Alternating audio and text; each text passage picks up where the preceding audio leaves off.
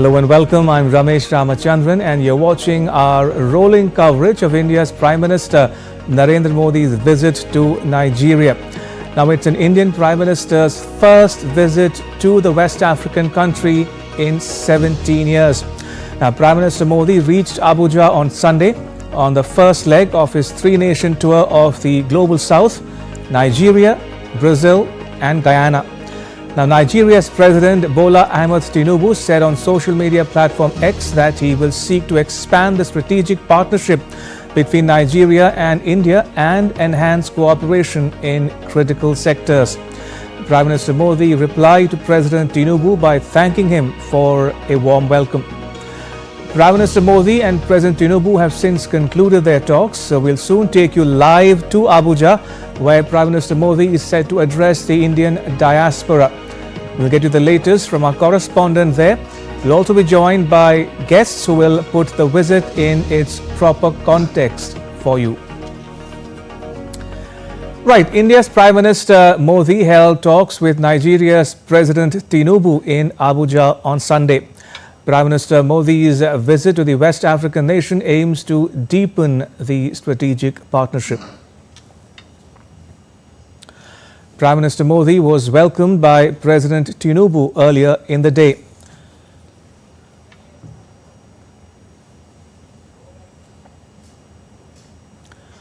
Delegation-level talks were held between India and Nigeria. The two leaders spoke about adding momentum to their strategic partnership. Prime Minister Modi said that there is immense scope for ties to flourish even further in sectors such as defense, energy, technology, trade, health and education. The Prime Minister also spoke about tackling challenges such as terrorism, separatism, piracy and drug smuggling together. Besides, the Prime Minister said that both nations will continue to highlight the priorities of the Global South. Prime Minister Modi hoped that the talks will open a new chapter in their relations. He noted that the Indian diaspora in Nigeria is crucial to the relationship. आतंकवाद, अलगाववाद, piracy या drug तस्करी जैसी चुनौतियों से निपटने के लिए हम मिलकर काम करते रहे हैं और मजबूती से हम आगे भी करते रहेंगे। नाइजीरिया में रहने वाले 60,000 से ज्यादा भारतीय समुदाय के लोग हमारे संबंधों में अहम कड़ी हैं। उनकी देखभाल के लिए एक गार्डियन के रूप में आप जो उनको संभालते हैं, इसके लिए मैं आपका बहुत बहुत आभार व्यक्त करता हूं। मुझे विश्वास है कि आज की हमारी वार्ता से हमारे संबंधों में नया अध्याय जुड़ेगा और हम मिलकर वैश्विक स्तर पर ग्लोबल साउथ की प्राथमिकताओं को उजागर करते रहेंगे और हमारे संयुक्त प्रयासों से सफलता भी मिलेगी।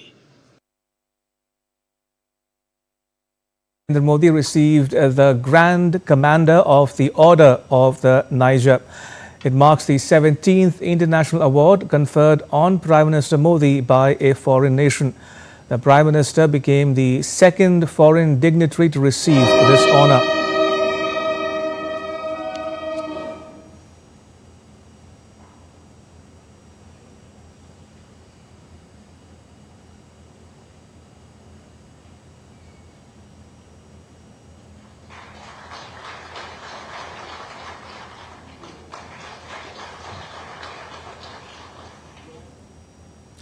The late Queen Elizabeth is the only foreign dignitary to be given this award way back in 1969.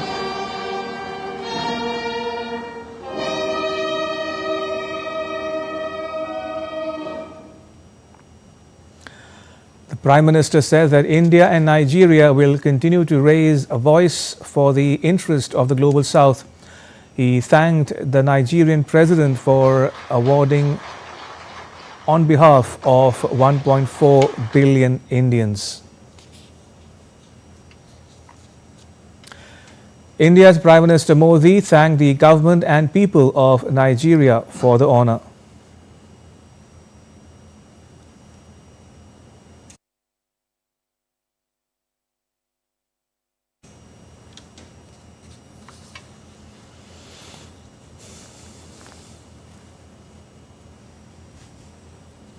यह सम्मान केवल मेरा नहीं, लेकिन ये सम्मान 140 करोड़ भारतवासियों का सम्मान है और यह भारत नाइजीरिया के सदियों पुराने जो संबंध है, उन संबंधों का सम्मान है। और इस सम्मान के लिए मैं नाइजीरिया का, आपके सरकार का और देशवासियों का हृदय से बहुत बहुत आभार व्यक्त करता हूं।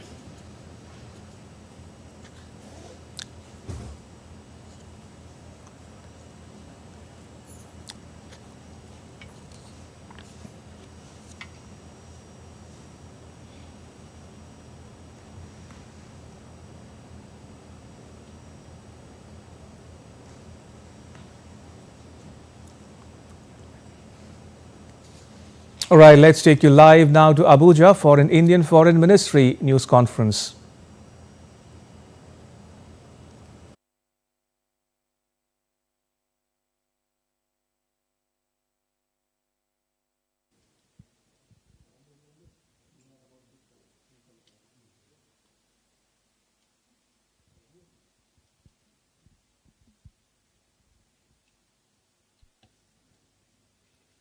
Good afternoon, ladies and gentlemen. I warmly welcome you to this special briefing on the ongoing state visit of the Prime Minister of India to Nigeria. We have with us Shri Damu Ravi, Secretary Economic Relations in the Ministry of External Affairs, to brief us on the visit. We are also joined by our High Commissioner to Nigeria, Shri G. Balasubramaniam. With that, I give the floor to Secretary ER to make his opening remarks. Sir, over to you. Thank you, Randeep. Well, good afternoon to all of you, and I would like to give you a just brief overview of today's discussions. As you are aware, the Prime Minister of India, Honorable Sri Narendra Modi ji, is on a state visit to Nigeria. This is his first visit to Nigeria and to the West African nation. This visit of the Prime Minister of India to Nigeria is happening after a gap of 17 years. We just concluded the official talks, and let me give you a snapshot of the visit so far. Prime Minister arrived in Abuja yesterday evening, as you all are aware. Upon arrival, he was received by Minister for Federal Capital Territory, Her Excellency, His Excellency Nyesom Ezonwo Wike, who offered the key to the city of Abuja to Prime Minister. This was a special gesture from the Nigerian side. At the airport, a large number of Indian community members had also gathered to greet Prime Minister. Similar was the case upon his arrival at the hotel. This morning, Honorable Prime Minister was received by President Tinubu at the State House and accorded a ceremonial welcome with 21-gun salute. Thereafter, the two leaders held talks in two formats. First, at the one-on-one meeting, and thereafter a meeting at the delegation level. Prime Minister and President Tinubu reaffirmed their support and commitment to strengthening India-Nigeria strategic partnership. Prime Minister fondly recalled the visit of President Tinubu to India for the G20 meeting in September 2023. He also conveyed sympathies for the destruction caused by the recent floods in the country. The two leaders discussed bilateral cooperation in the field of trade, investment, defense, security, education, health, culture, and people-to-people level at the delegation-level talks. And the two leaders also focused on further enhancing the strategic partnership in various sectors, in particular in agriculture, pharma, railways, transportation, and development cooperation fields. As you all are aware, the India-Nigerian relationship is very strong, underpinned by a strong economic cooperation and trade and investments. There are about 200 Indian companies who have invested about $27 billion in this country, and the two leaders have discussed ways to further expand this economic partnership for the mutual benefit of the two countries. Indian companies are also creating a large number of jobs in Nigeria. Capacity building with a large number of scholarship and digital education methods, Nigerian students have availed significant facilities both in this country and also in India under the ITEC program. Both leaders have also discussed global and regional issues, and in that context, they have reiterated their commitment to further deepen their commitment to the Global South and how to take forward the agenda of the Global South in the global discourse, particularly to meet the aspirations of developing countries. In keeping with the very special ties shared between India and Nigeria, President Tinubu conferred on Honorable Prime Minister Modi the highest award of the Order of Niger. The Grand Commander of the Order of Niger for his contribution to strengthening India-Nigeria ties. Prime Minister Modi is the first foreign leader to be conferred this national award since 1969. While accepting the award, Prime Minister dedicated the honor to India-Nigeria friendship and to the people of India. During the talks, there have been exchanges of 3 memorandum of understandings covering the areas of cultural exchange program, customs cooperation, and survey cooperation. President Tinubu hosted a state banquet in honor of Prime Minister Modi. In short, while from now Prime Minister will address a gathering of the Indian community in Nigeria. As you're aware, the Indian diaspora has deep roots in Nigeria. There are about 60,000 Indian diaspora in Nigeria who are involved very successfully in several areas of the economic cooperation and partnerships. They have been living in this country for several decades, and their contribution to Nigerian society is widely recognized. In the evening, later, Prime Minister will depart Abuja for Rio de Janeiro to participate in the G20 summit, where Nigeria has also been invited as a guest country. I'll stop here, and if any further questions, I'll be happy to take, me and my colleagues on the dais. Thank you.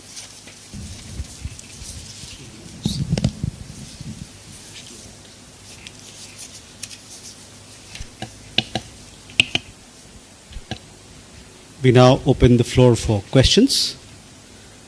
As you ask a question, please do introduce yourself so that we get you right in our records. Thank you.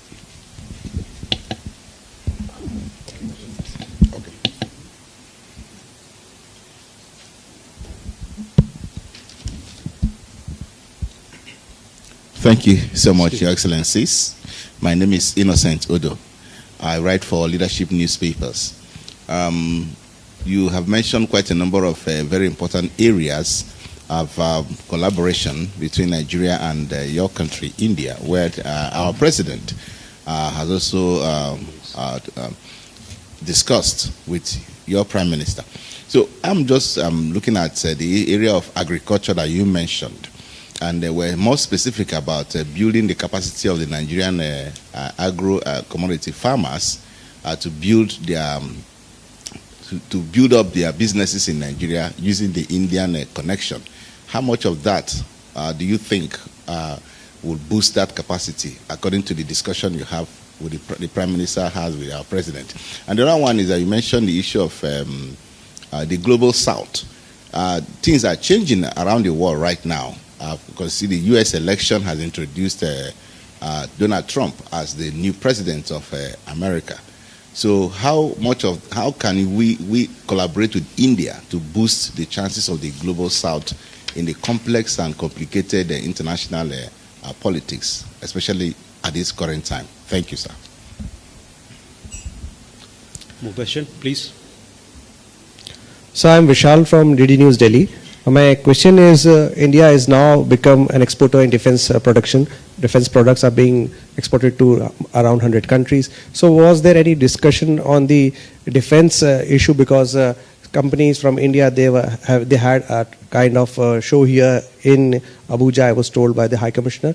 And the second one is regarding the digital economy. India has set an example across the world. So is Nigeria also ready to take on the experience and expertise of India? We have a question there. Good afternoon. My name is Benny Ark. I'm a correspondent with Channels Television, Abuja. My question will go to the High Commissioner for India to Nigeria, and that's given Nigeria-India historical ties, what steps have been taken to address trade imbalances, and also what implementing strategy during this visit of the PM to the President was discussed to also see how this goes down to local SMEs and not just the large corporations? Thank you.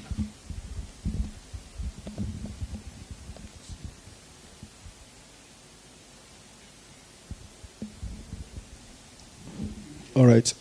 Good afternoon, Your Excellencies. My name is Emmanuel Elebeke, I write for Vanguard.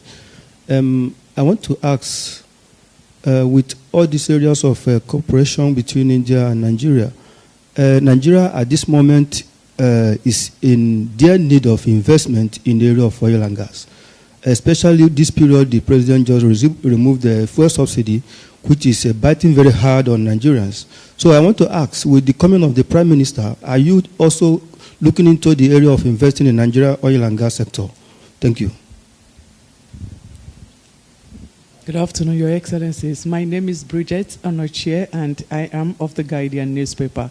Yes, I want to ask concerning, the area of pharmaceutical and medicine generally. We know that India is one of the destinations for medical tourism, and with this friendship, strengthened or renewed relationship, do we see possibilities of more Indian hospitals in Nigeria with experts to handle, excuse me, those major terminal sicknesses that Nigerians usually go to India, at least to save the cost? Thank you.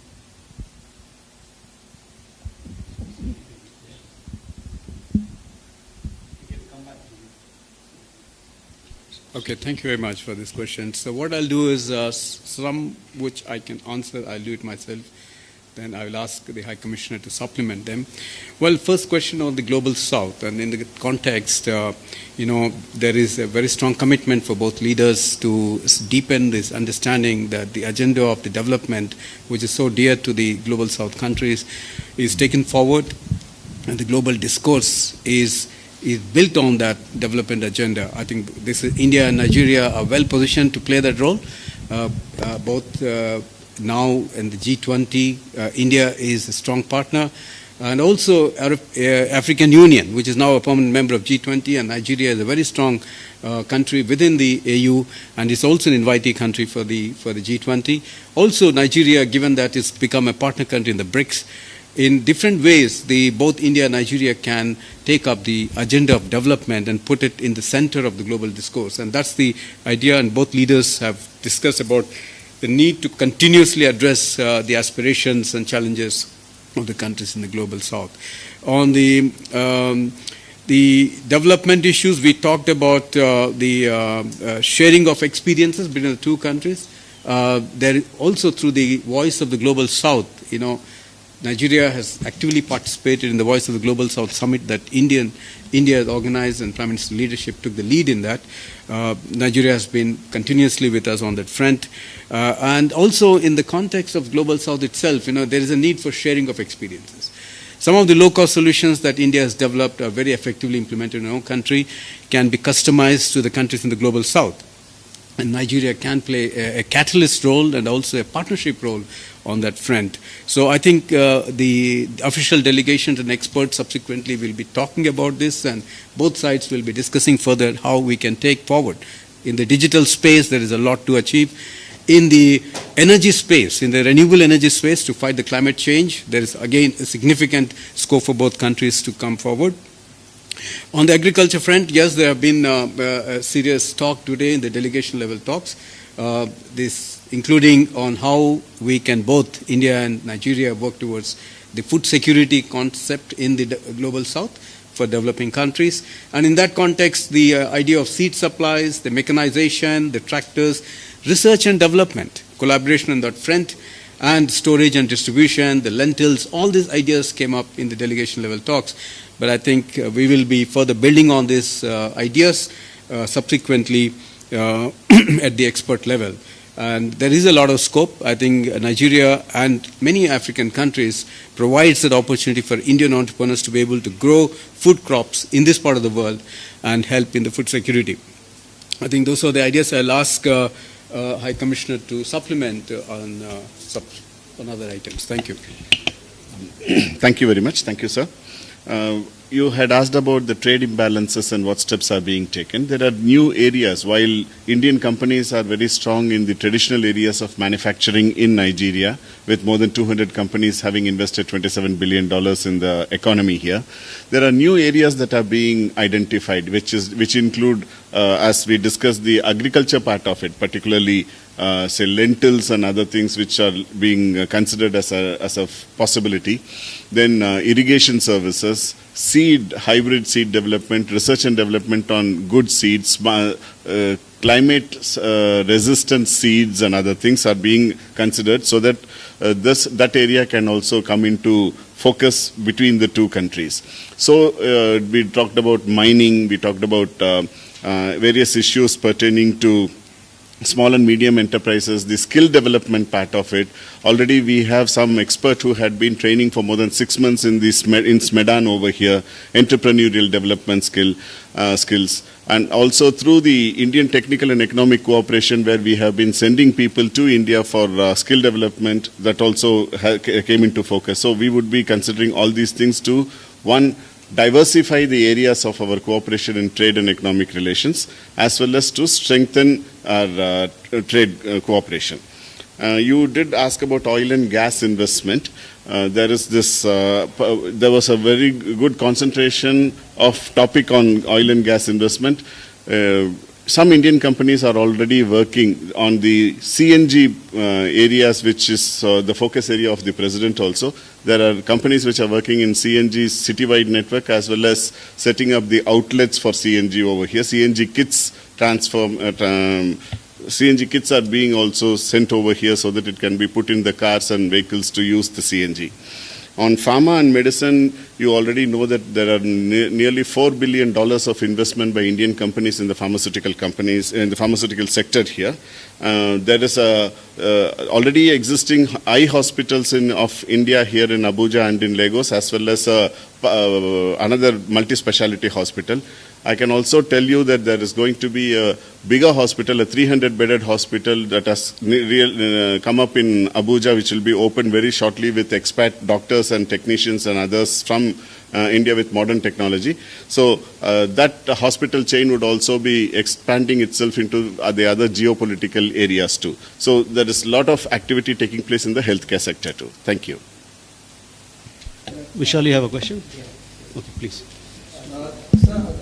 We are also very proud that it's not only the Prime Minister is here after 17 years, but it is also the highest national award that has been conferred upon the Prime Minister. So how does it reflect on the growing relations between the two countries, and also on India's position as the leader of Global South? Yeah. Okay, thank you, Vishal. Let me clarify that point to you. In a ceremony today at the State House, the President of the Federal Republic of Nigeria, His Excellency Mr. Bola Ahmed Tinubu, conferred the National Award on Prime Minister as the Grand Commander of the Order of Niger for the statesmanship of Honorable Prime Minister and his stellar contribution to fostering India-Nigeria ties.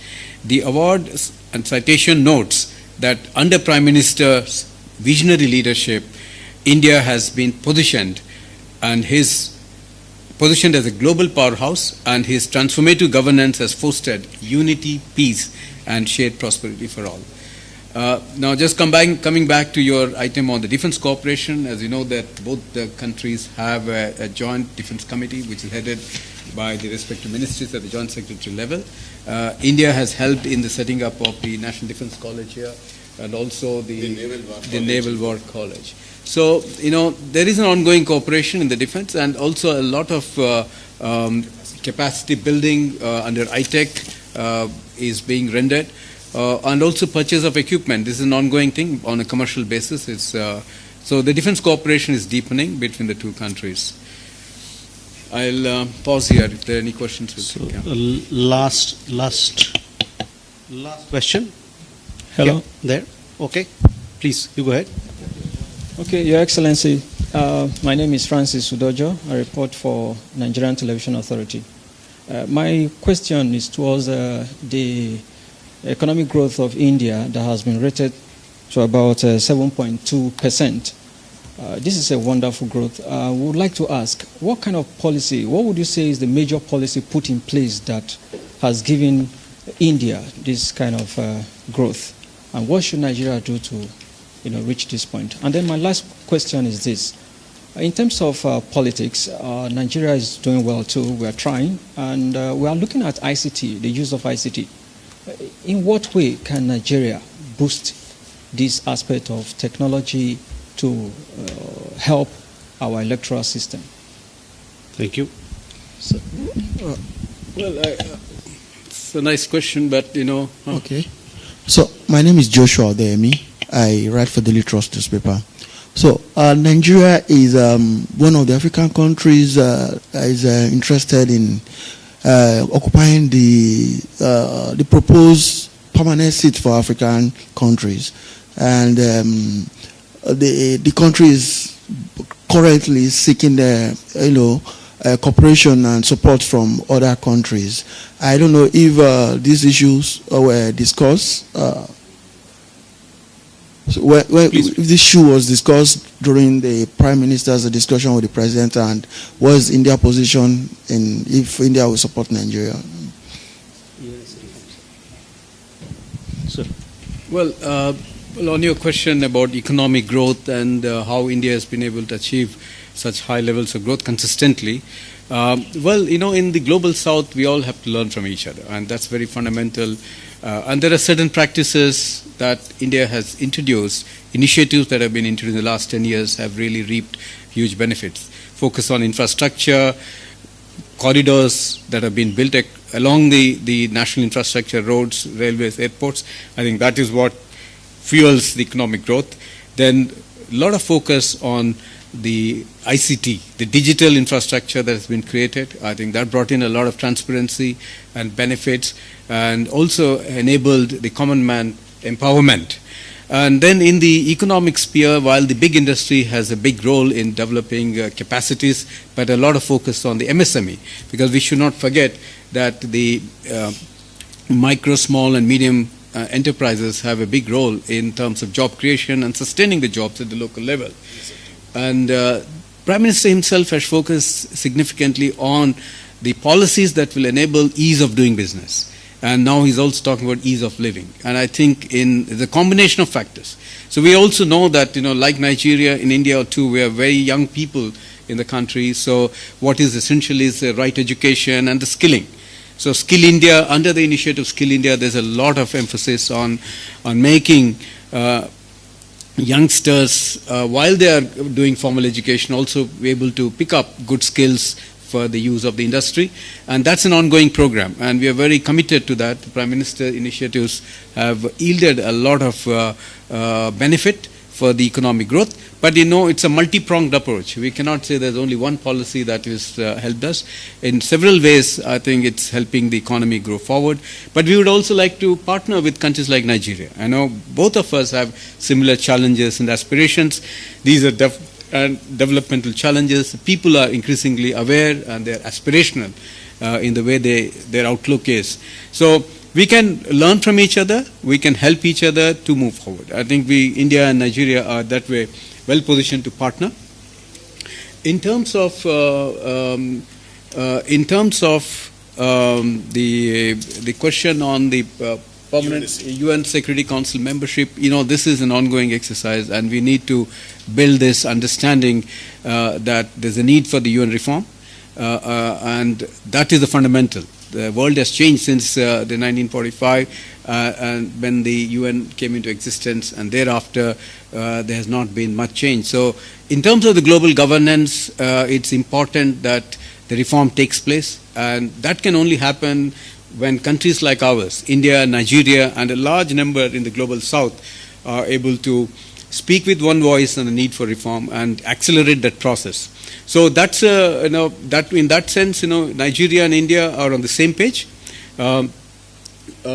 We have to keep working on that in different forums to sensitize the countries on the need for. Our positions in terms of the expansion of the UN Security Council has been same. but Africa has its own consensus to be arrived at, a Zulwani consensus. So, but I think we should begin with the idea that the reform is necessary and it has to be done quickly. Thank you very much, and I think we are running out of time. There is a community address by Prime Minister just now. Thank you, sir. With that, we come to the close of this press briefing. Thank you very much, ladies and gentlemen, for your presence.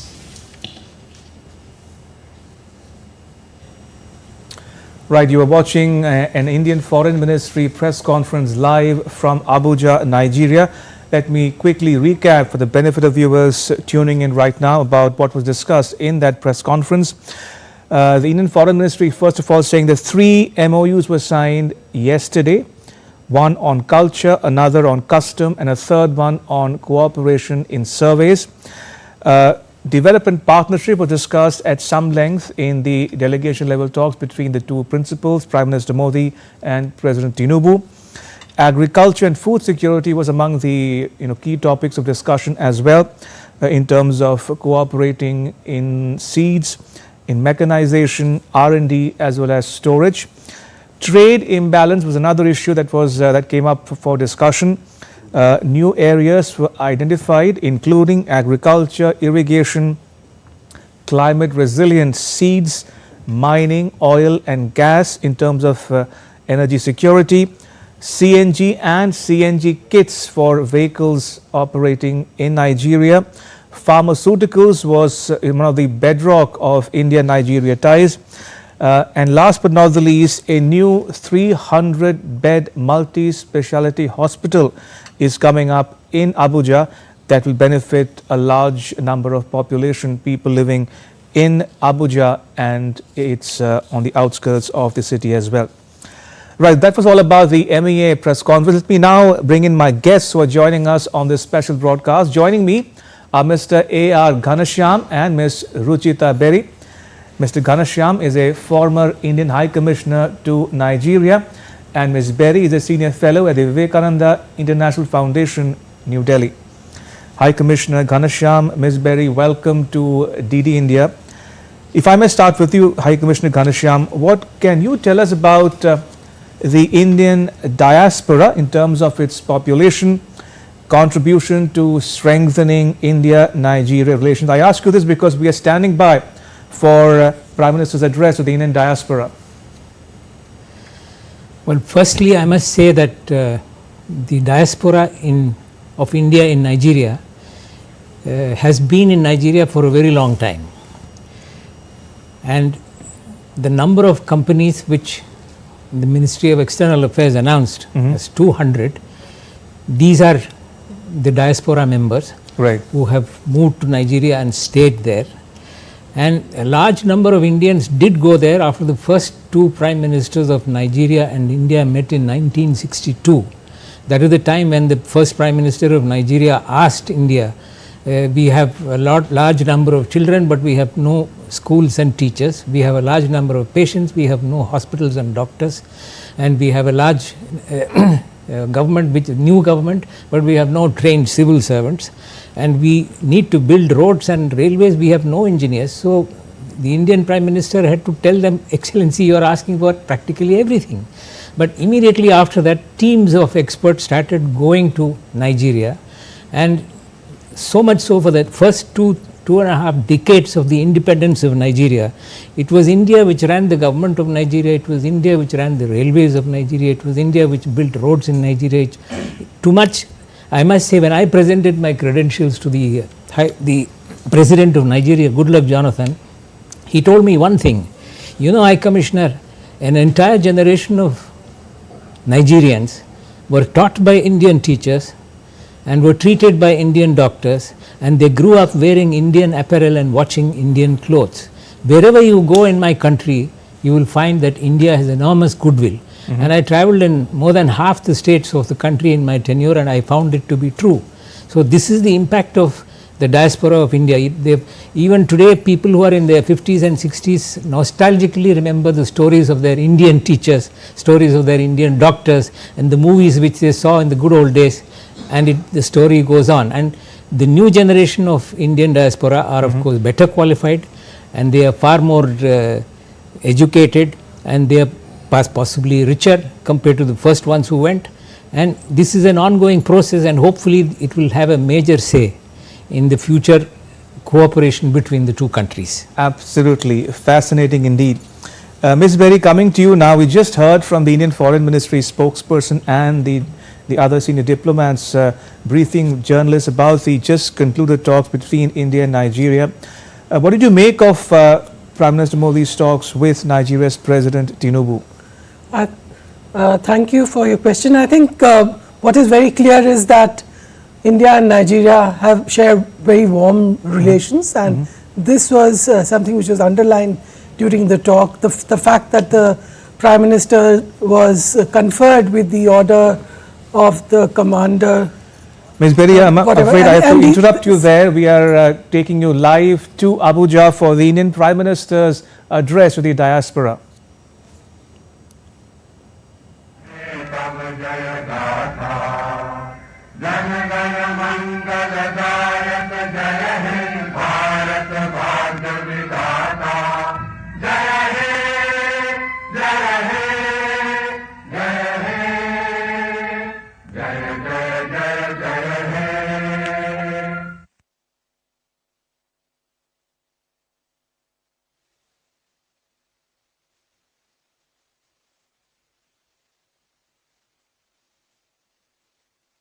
Bharat माता की, भारत माता की, भारत माता की।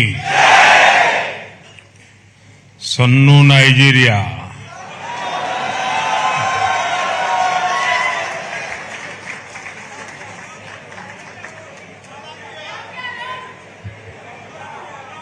नमस्ते। आज आपने Abuja में अजूबा कर दिया है।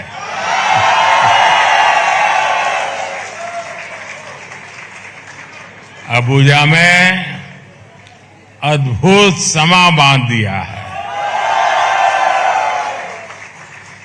और ये सब देख करके कल शाम से मैं देख रहा हूं, ऐसा लगता है मैं अबुजा में नहीं बल्कि भारत के ही किसी शहर में मौजूद हूं।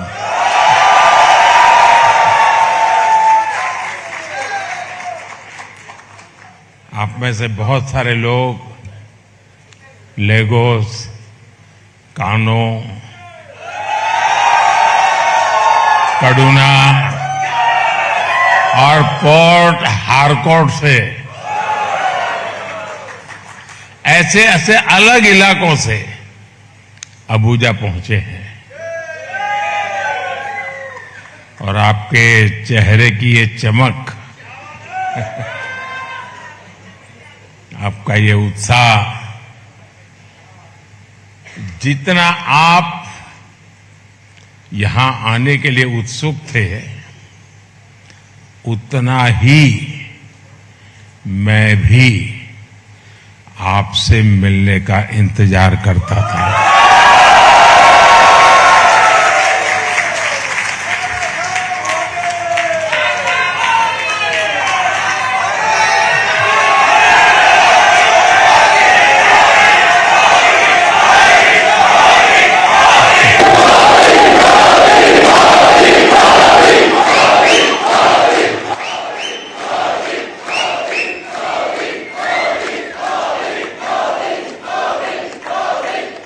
आपका ये प्यार, ये स्नेह, ये मेरे लिए बहुत बड़ी पूंजी है।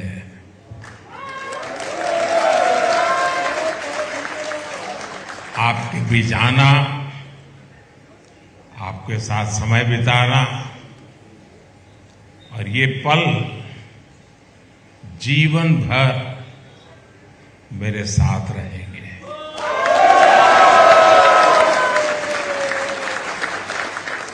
साथियों, प्रधानमंत्री के तौर पर ये मेरी पहली नाइजीरिया यात्रा है।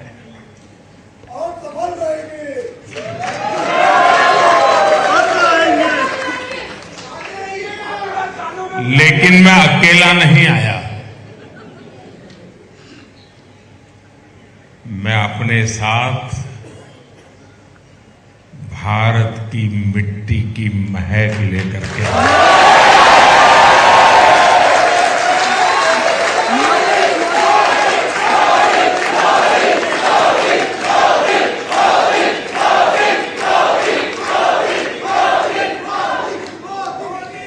और करोड़ों करोड़ों भारतीयों के तरफ से आपके लिए ढेर सारी शुभकामनाएं लेकर के आया।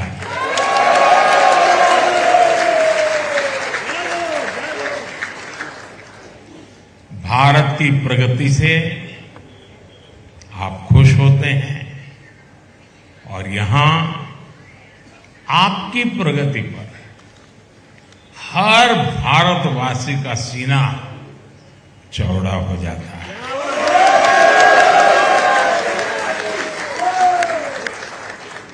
चौड़ा होने के कितना होता है? कितना?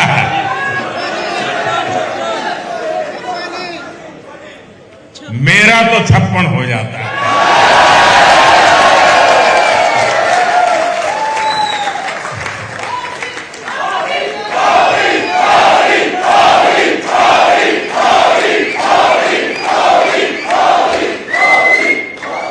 साथियों, मैं आज अभी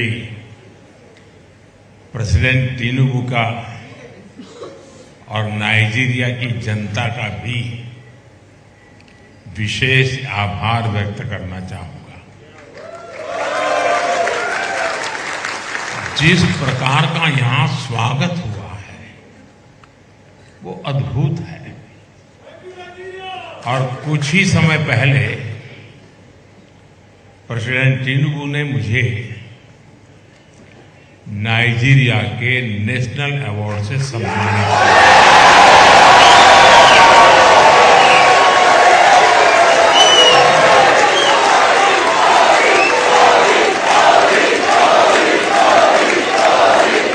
ये सिर्फ मोदी का सम्मान नहीं है, ये सम्मान भारत के करोड़ों करोड़ों लोगों का है। और ये सम्मान आप सभी का है, यहां रह रहे भारतीयों का है।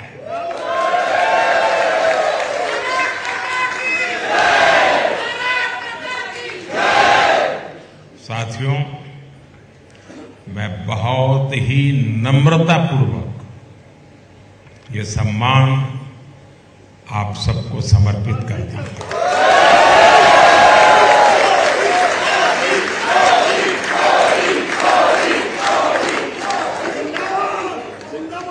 साथियों, प्रेसिडेंट टिनुबू से बातचीत के दौरान वो नाइजीरिया की प्रगति में आपके योगदान की बार बार तारीफ कर रहे थे।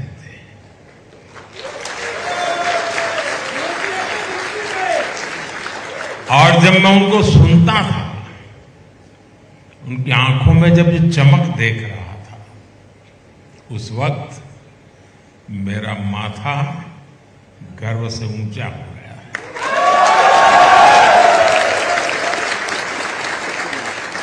जैसा कोई फैमिली मेंबर करियर में बहुत ऊंचा पहुंच जाता है और जैसे उसके माता पिता को, उसके गांव वालों को उस पर गर्व होता है, वैसे ही भावना से मैं भरा हुआ हूं।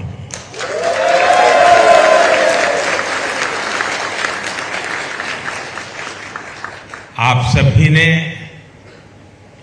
नाइजीरिया को सिर्फ अपना परिश्रम, अपनी मेहनत ही नहीं दी है, आप लोगों ने नाइजीरिया को अपना दिल भी दिया है।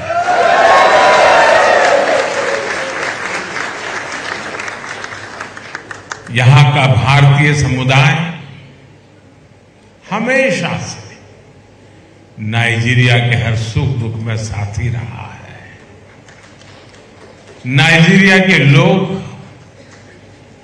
आज 40 या 60 में जो लोग हैं, उनमें से अनेक ऐसे मिलेंगे जिनको किसी न किसी भारतीय टीचर ने पढ़ाया होगा।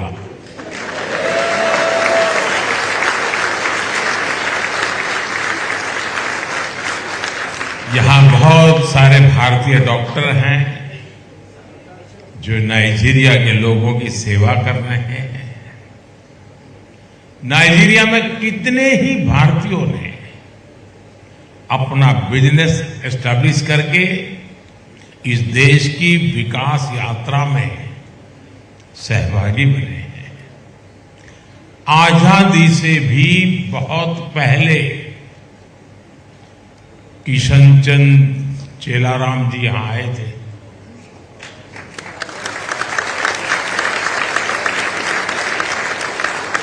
तब ये कोई नहीं जानता था कि उनकी कंपनी नाइजीरिया के सबसे बड़े बिजनेस हाउस में से एक बन जाएगी।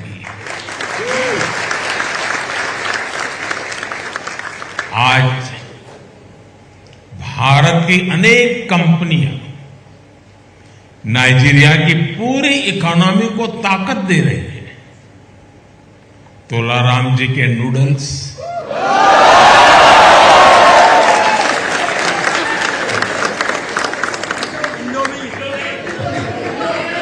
या घर घर में आनंद से खाए जाते हैं।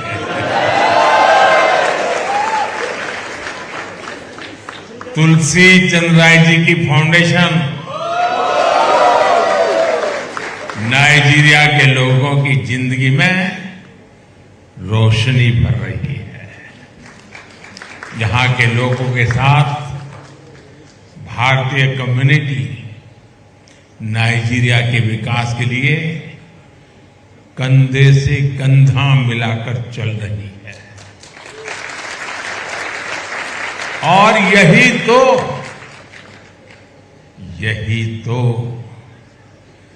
भारत के लोगों की बहुत बड़ी ताकत है, भारत के लोगों के संस्कार है।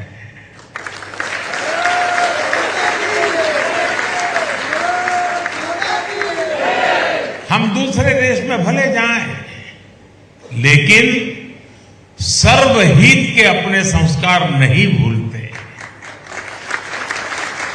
हम तो वो लोग हैं जो सदियों से अपनी रगों में उन संस्कारों को लेकर के जिए हैं जो पूरे विश्व को एक परिवार मानता है। हमारे लिए पूरा विश्व एक परिवार है। साथियों, आप लोगों ने नाइजीरिया में भारतीय संस्कृति को जो गौरव दिलाया है वो हर तरफ दिखता है। यहां के लोगों में योग लगातार पॉपुलर हो रहा है। मुझे लगता है आप लोग नहीं कर रहे, नाइजीरिया के लोग तो कर रहे हैं। ये आपकी ताली से पता चल गया मुझे।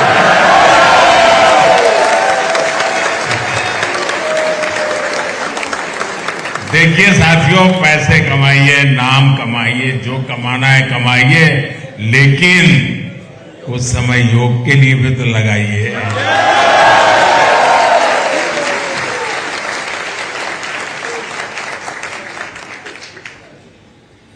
और मुझे किसी ने बोला कि यहां के नेशनल टीवी पर अब योग का एक वीकली प्रोग्राम दिखाया जाता है।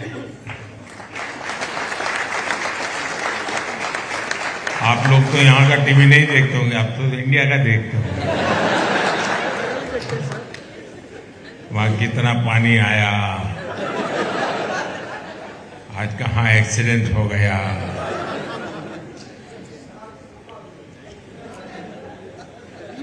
और यहां नाइजीरिया में हिंदी भी बहुत पॉपुलर हो रही है।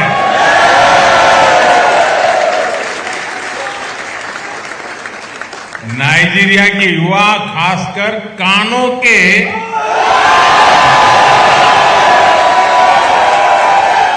काफी स्टूडेंट हिंदी सीखते हैं।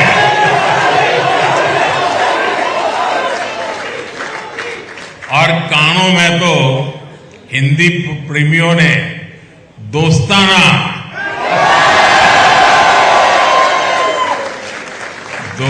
नाम का एक ग्रुप भी बना लिया, यहां मौजूद है।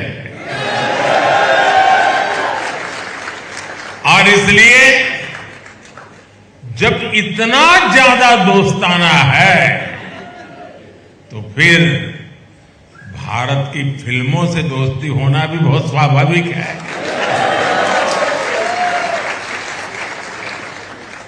मैं अभी भोजन के समय गप मार रहा था सबके साथ, यहाँ के लोगों से। उनको भारत के सब एक्टरों का नाम मालूम है, सब फिल्मों का नाम। नॉर्दर्न एरिया में लोग भारतीय सोच दिखाने के लिए उमड़ पड़ते हैं। नमस्ते वाला,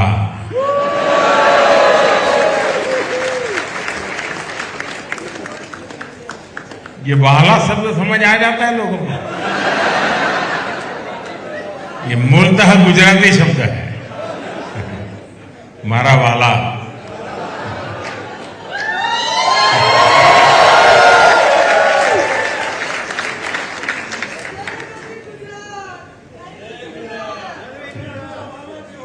नमस्ते वाला जैसी फिल्में और पोस्टकार्ड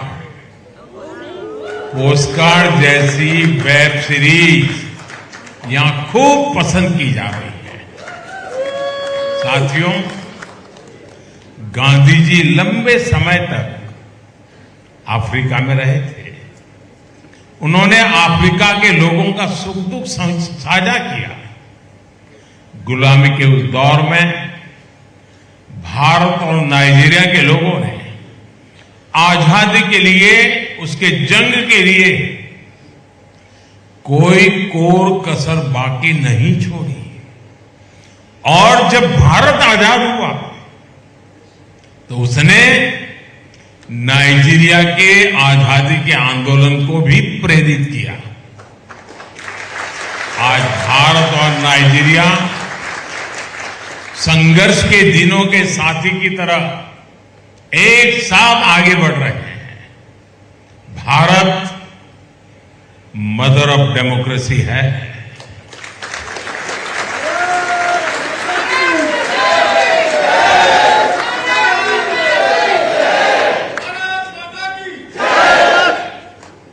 तो नाइजीरिया अफ्रीका की सबसे बड़ी डेमोक्रेसी है। हम दोनों के पास डेमोक्रेसी की समानता है। हम दोनों के पास डायवर्सिटी की समानता है। और हम दोनों देशों के पास डेमोग्राफी की ऊर्जा है।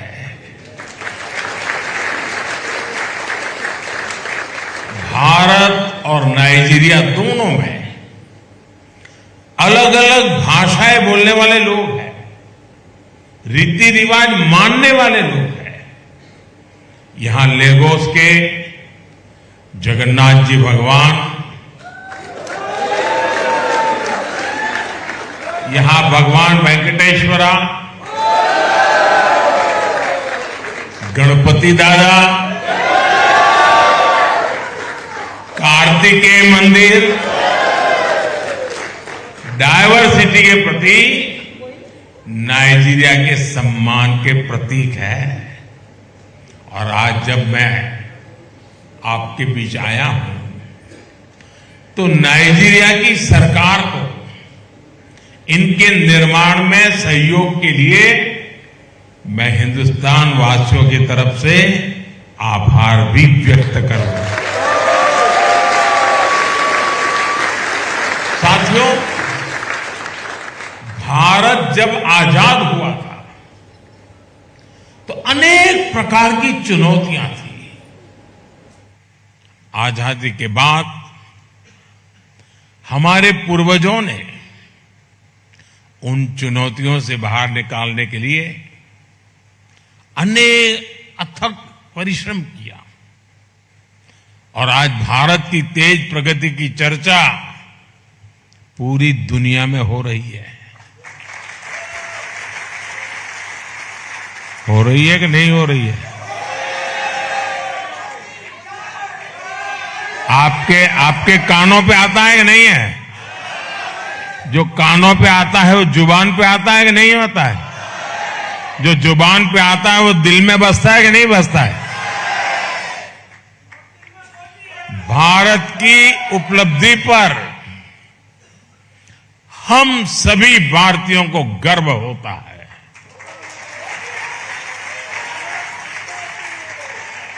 आप बताइए, आपको भी गर्व होता है कि नहीं होता है? जब भारत का चंद्रयान चंद्रमा पर पहुंचा तो आपको गर्व हुआ कि नहीं हुआ? आप भी उस दिन आंखें फाड़ करके टीवी के सामने बैठे थे कि बैठे थे? जब भारत का मंगलयान मंगल पर पहुंचा तो आपको गर्व हुआ कि नहीं हुआ? जब आप made in India fighter plane Tejas को देखते हैं, जब आप made in India aircraft carrier INS Vikrant को देखते हैं तो आपको गर्व होता है कि नहीं होता? आज भारत स्पेस सेक्टर से लेकर मैन्युफैक्चरिंग तक, डिजिटल टेक्नोलॉजी से लेकर के हेल्थ केयर तक दुनिया के बड़े बड़े देशों का मुकाबला कर रहा है।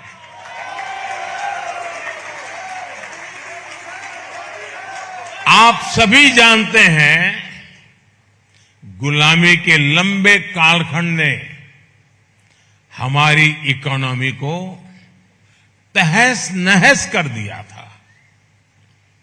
चुनौतियों से लड़ते हुए आजादी के बाद के 60 साल में, 6 दशक में भारत की अर्थव्यवस्था ने $1 ट्रिलियन का पड़ाव पार किया।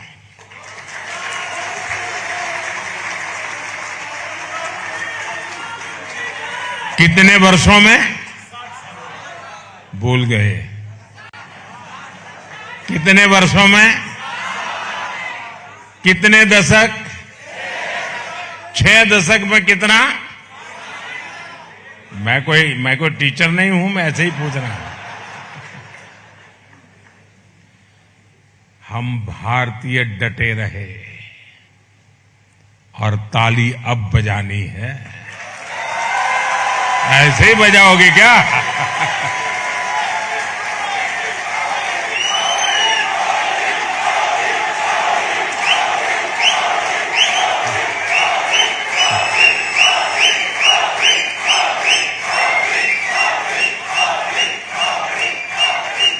आपने ताली तो बजा दी, लेकिन कारण तो मैं अब बताऊंगा।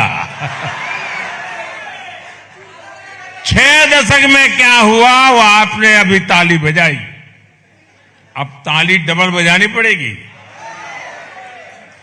बीते 1 दशक में भारत ने अपनी जीडीपी में करीब $2 ट्रिलियन और जोड़ दिया।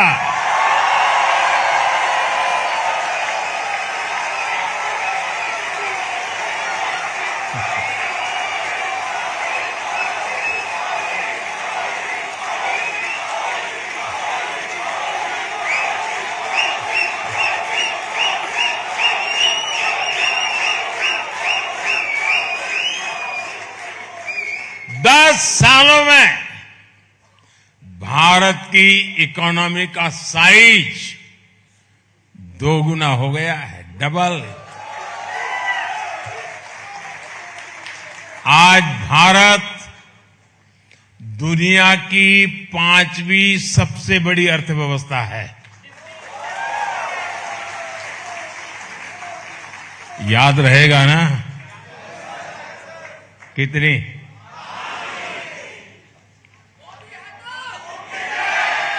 और वो दिन दूर नहीं जब भारत $5 ट्रिलियन की इकोनॉमी बन जाएगा।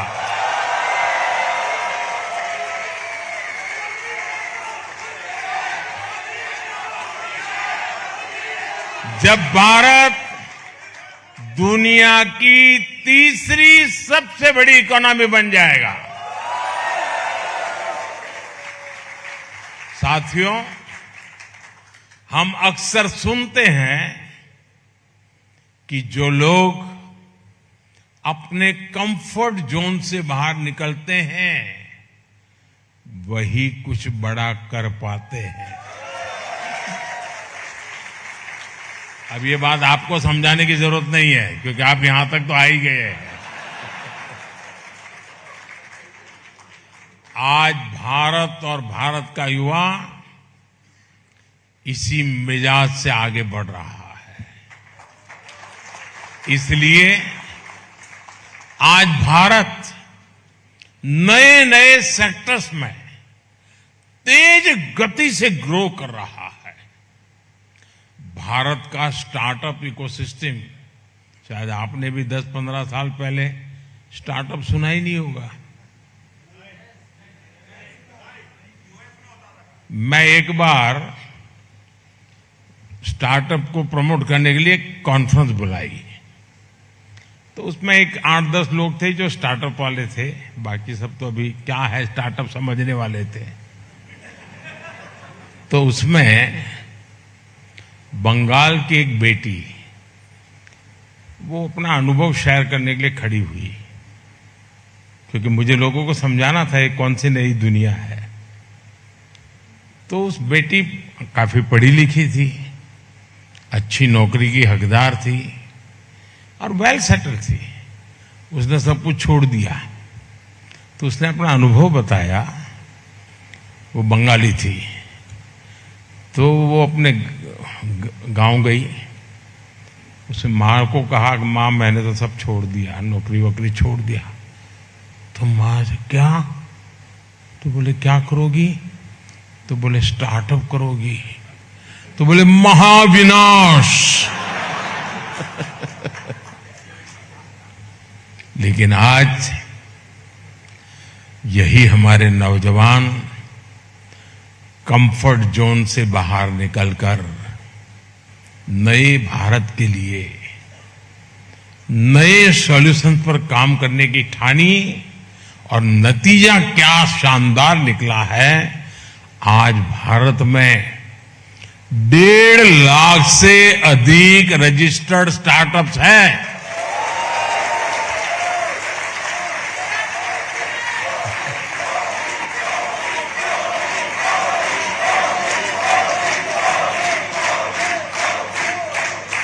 जिस स्टार्टअप्स का नाम सुनते ही मां चिल्लाती थी कि महाविनाश,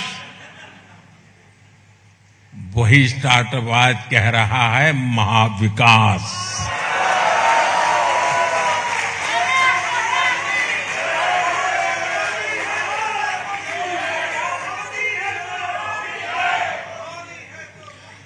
दस साल में भारत में 100 से अधिक यूनिकॉर्न्स बने हैं।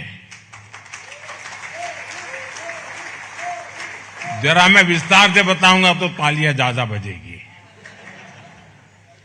एक यूनिकॉर्न यानी 8 से 10 हजार करोड़ रुपए की कंपनी।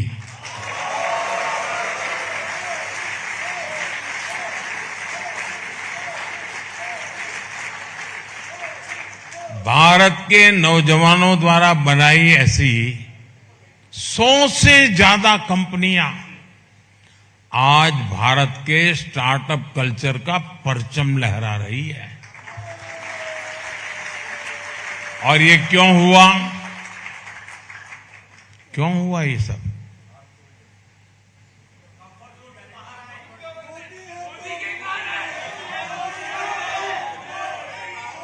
क्या हुआ?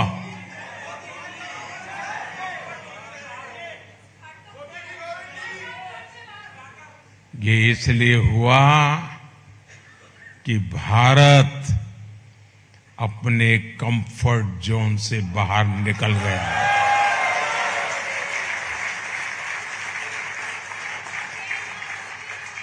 साथियों, मैं एक और उदाहरण आपको देता हूं। भारत हमेशा अपने सर्विस सेक्टर के लिए जाना जाता है। ये हमारी इकोनॉमी का एक स्ट्रांग पिलर रहा है।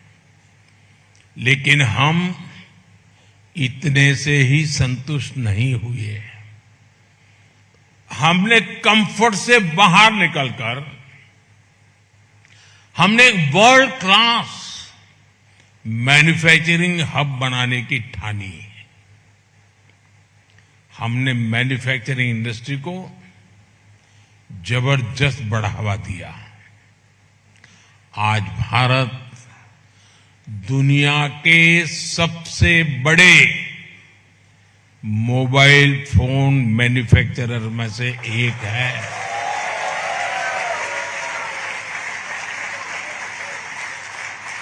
आज भारत में हर साल 30 करोड़ से ज्यादा मोबाइल फोन मैन्युफैक्चर हो रहे हैं।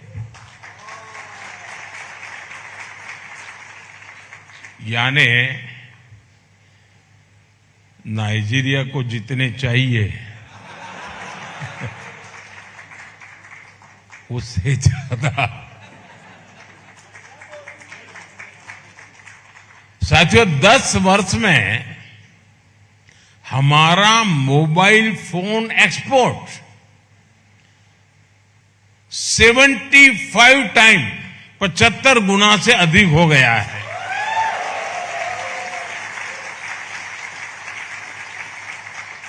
इन्हीं 10 सालों में भारत का डिफेंस एक्सपोर्ट ये करीब करीब 30 गुना बढ़ गया है।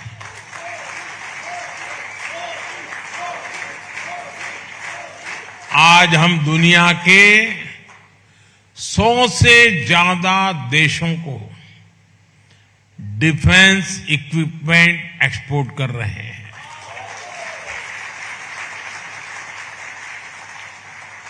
साथियों, स्पेस इंडस्ट्री में तो भारत जो कमाल कर रहा है उसकी प्रशंसा तो दुनिया भर में हो रही है। भारत ने ठाना है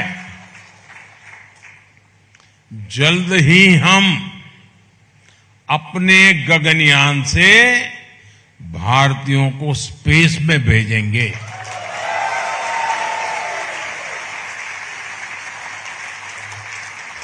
भारत अंतरिक्ष में स्पेस स्टेशन भी बनाने जा रहा है।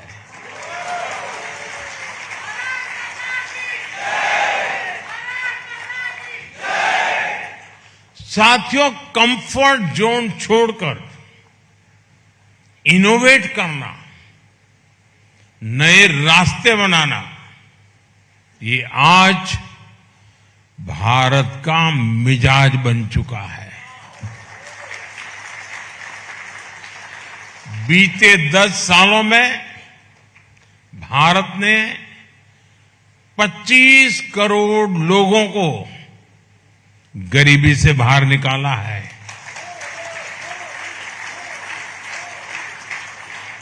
इतने सारे लोगों का गरीबी से बाहर आना ये दुनिया के लिए बहुत बड़ी प्रेरणा है। ये हर देश के लिए एक उम्मीद जगाता है। अगर भारत ने किया है तो हम भी कर सकते हैं। आत्मविश्वास से भरा भारत आज एक नई यात्रा पर निकल पड़ा है। लक्ष्य है विकसित भारत बनाना।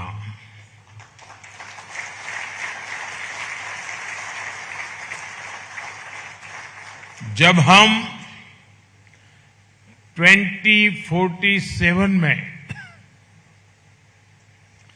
आप में से जो लोग बुढ़ापे में रिटायर्ड होकर के सच में या कोई बढ़िया जिंदगी जीना चाहते हैं, तो मैं काम अभी से कर रहा हूं आपके लिए।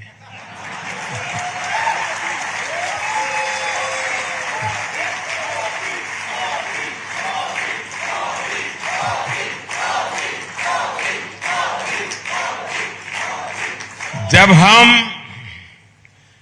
2047 में आजादी के 100 साल मनाएंगे, तो भारत विकसित हो, भव्य हो, इसके लिए हर भारतीय मिलकर के काम कर रहा है।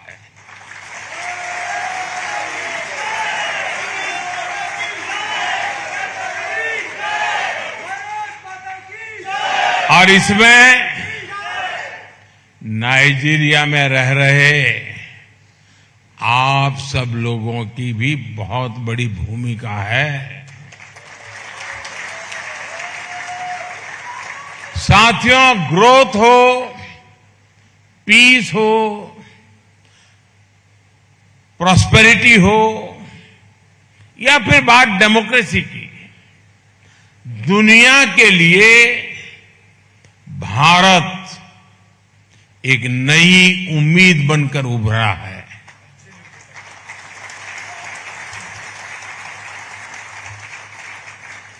आपका अनुभव होगा, आप दुनिया में आप जहां गए होंगे, लोग आपको सम्मान की नजर से देखते हैं कि नहीं देखते हैं? नहीं, सच बताइए क्या होता है? आप जैसे ही कहते हैं ना इंडिया या हिंदुस्तान या भारत, वो हाथ छोड़ता ही नहीं है। उसको लगता है मैं हाथ पकड़ रखूंगा तो कुछ ऊर्जा मेरे में आ जाएगी।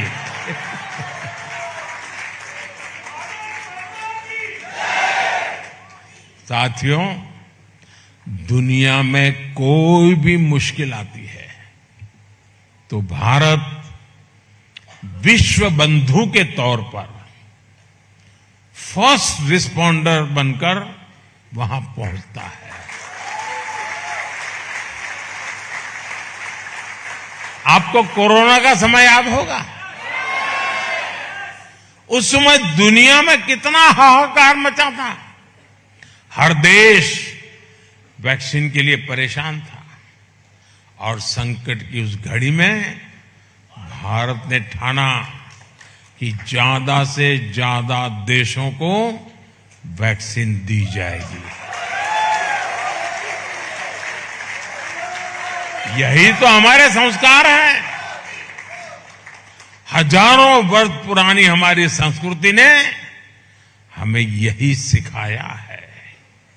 इसलिए भारत ने वैक्सीन का प्रोडक्शन बढ़ाया और दुनिया के 150 से ज्यादा देशों को, यह आंकड़ा छोटा नहीं है जी, 150 से ज्यादा देशों को कोरोना के समय दवाइयां और वैक्सीन भेजी।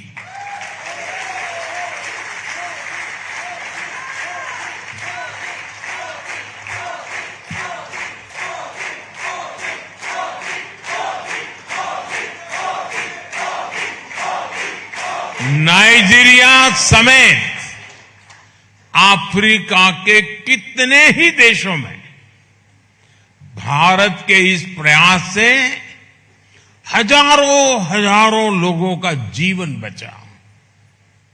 साथियों, आज का भारत सबका साथ,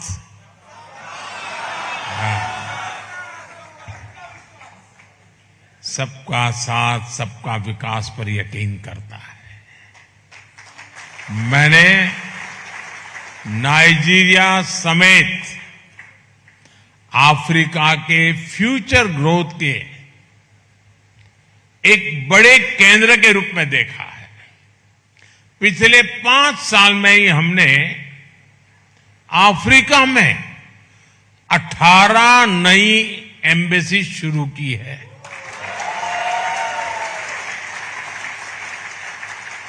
बीते सालों में अफ्रीका की आवाज को ग्लोबल प्लेटफॉर्म पर उठाने के लिए भारत ने हर संभव प्रयास किया है।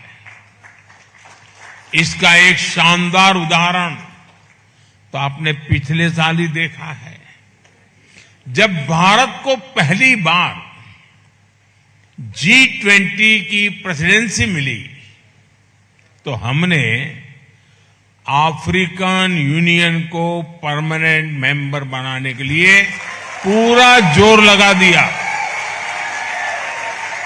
और भारत को उसमें सफलता भी मिली। मुझे खुशी है कि G20 के हर मेंबर देश ने भारत के इस कदम को भरपूर समर्थन दिया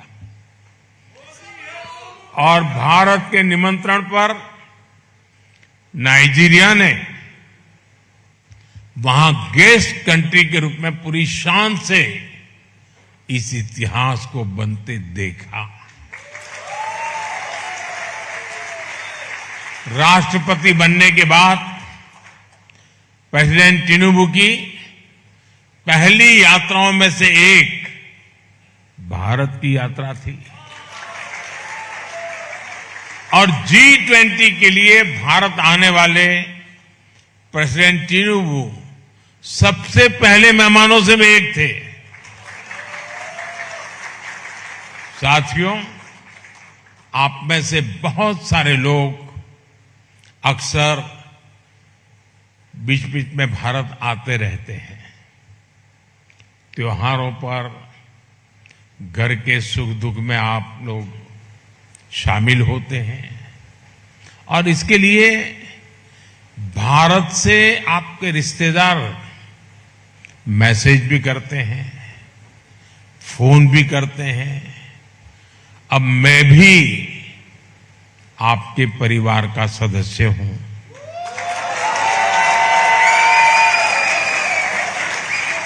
खुद आपके बीच हूं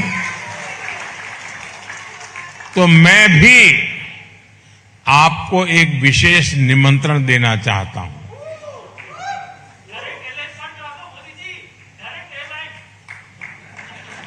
अगले वर्ष जनवरी में भारत में अनेक उत्सव एक साथ आने वाले हैं।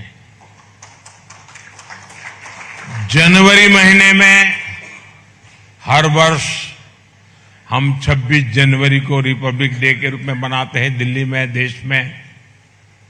जनवरी महीने के दूसरे हफ्ते में प्रवासी भारतीय दिवस भी मनाया जा रहा है और इस बार ये प्रवासी भारतीय दिवस भगवान जगन्नाथ जी के चरणों में उड़ीसा की धरती पर होने वाला है। इसमें पूरी दुनिया से आप जैसे साथी भारत में जुटने वाले हैं। अगले साल 13 जनवरी से 26 फरवरी तक 45 दिन प्रयागराज में महाकुंभ भी होने जा रहा है। भारत आने की इतनी सारी वजह है, एक साथ है। एक बड़ा ही सुखद संयोग आपके लिए बना हुआ है। आप इस दौरान भारत आए, अपने बच्चों को भारत लाएं और जो नाइजीरियन दोस्त भी है उनको भी साथ लाएं और प्रयागराज से पास में है अयोध्या जी है,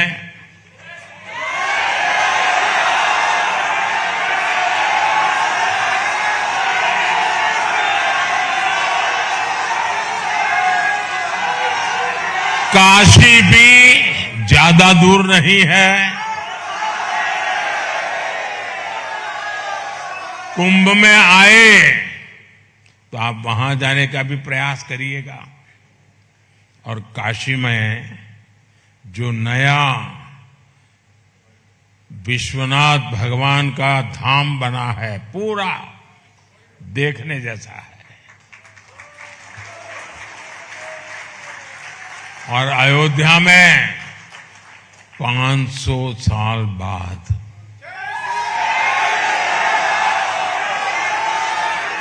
500 साल बाद प्रभु श्री राम का भव्य मंदिर बना है।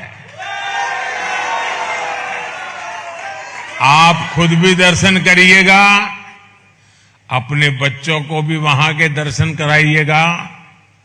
आप जरूर प्लान कीजिए, पहले प्रवासी भारतीय दिवस, फिर महाकुंभ और उसके बाद गणतंत्र दिवस, यानी एक प्रकार से त्रिवेणी है आपके लिए। तो ये भारत के विकास और विरासत से जुड़ने का बहुत बड़ा अवसर है। मुझे पूरा विश्वास है कि आपको पहले भी यात्राएं हुई होगी, बहुत बार आए होंगे, लेकिन मेरे शब्द लिख रखिए, ये यात्रा आपके जीवन की अमूल्य याद बन जाएगा। आपके जीवन का एक बहुत बड़ा आनंद का सौभाग्य होगा। एक बार फिर आप सबने, कल से मैं आया हूं तब से आज तक जो उमंग, उत्साह, प्यार दिखाया है, इतना समय निकाला है, मुझे आप सबके दर्शन करने का सौभाग्य मिला है।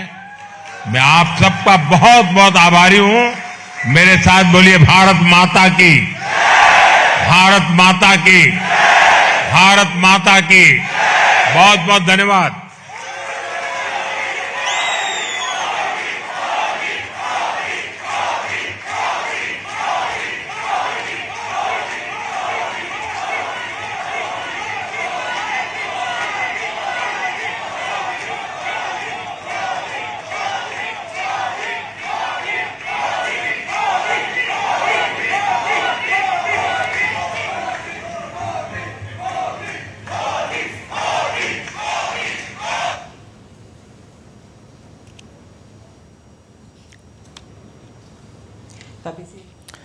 Right, you are watching India's Prime Minister Narendra Modi's address to the Indian diaspora in Nigeria's Abuja. Live there, the event just concluded. If I can quickly wrap up for the benefit of viewers who might be tuning in right now. In his 50-odd minute speech, the Prime Minister crisscrossed the length and breadth of bilateral ties. He spoke about the contributions of the Indian diaspora in Nigeria to the life and society of that country. He said that virtually the one in almost 2 or 3 Nigerians would have either been taught by an Indian, or worn clothes from India, or treated by an Indian doctor, and also probably employed by an Indian person or an Indian company. He spoke about how yoga was popular in Nigeria. He spoke about how Hindi is gaining popularity as well, besides of course Indian cinema, also known as Bollywood. He spoke about the shared colonial past of both India and Nigeria. He spoke about how India's freedom struggle inspired Nigeria's own struggle, and how India is the mother of democracy and Nigeria is the largest democracy in Africa, and both countries enjoy diversity and demography, and also how India has tripled its economy into a $5 trillion economy, becoming the fifth largest economy in the world today, and soon to become the 3rd largest.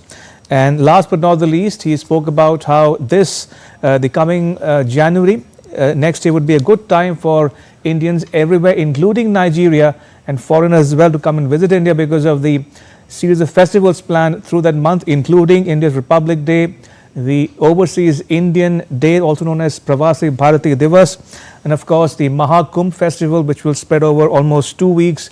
So it's a good time to visit, he says, to India as well. Right, let me quickly thank my guests. Unfortunately, we couldn't spend much time with them. May I thank both our guests, Ambassador A.R. Ghanshyam and Ms. Ruchita Berry, for joining us and sharing your thoughts, whatever we could in that limited time, with our viewers at home and abroad. Thank you for your time. Appreciate it.